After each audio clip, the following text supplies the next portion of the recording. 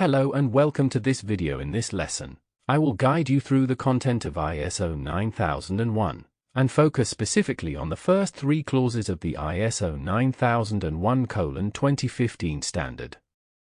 These initial sections are quite brief and contain limited content, serving primarily as a reference to other documents within the ISO 9000 family. These reference documents support and underpin the standard itself. Additionally, these sections outline the scope of the standard, explaining its general purpose, application, and relevance to organizations. So, let's dive in. As mentioned, we will be exploring clauses 1 to 3 of the ISO 9001:2015 standard.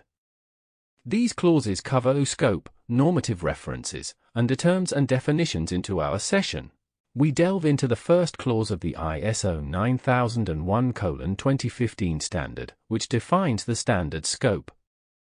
This clause specifies the requirements for a quality management system, enabling an organization to consistently provide products or services that meet customer, regulatory, and statutory requirements.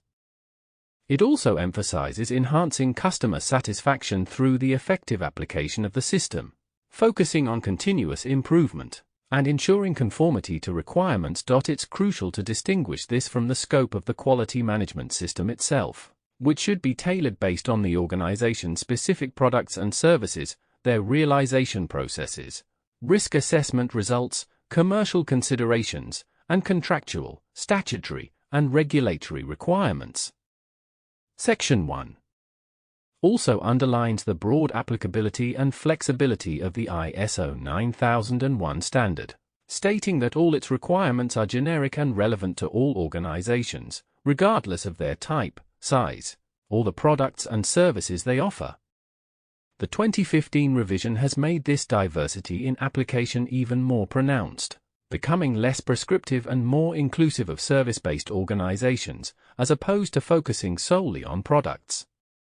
Thus, ISO 9001 is not limited to manufacturing industries. It can be adapted to fit any organization or industry, regardless of the products or services they provide. It's also important to note that within the ISO 9001 standard, the terms product and service apply only to those intended for or required by a client or customer. Additionally, statutory and regulatory requirements are sometimes referred to as legal requirements.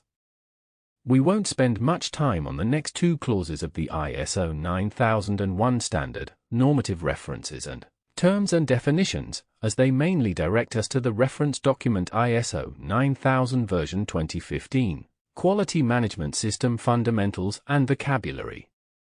This document, containing crucial terms and definitions, is normatively referenced throughout the standard.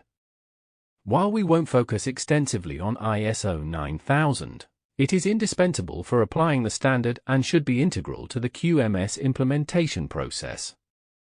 That wraps up this brief lesson on the first three clauses of the ISO 9001:2015 standard, scope, normative references, and terms and definitions. In the next lesson, Lesson 4, we will explore Clause 4, Context of the Organization. This section will cover understanding the organization and its context, identifying the needs and expectations of interested parties, determining the scope of the quality management system, and discussing the quality management system and its process.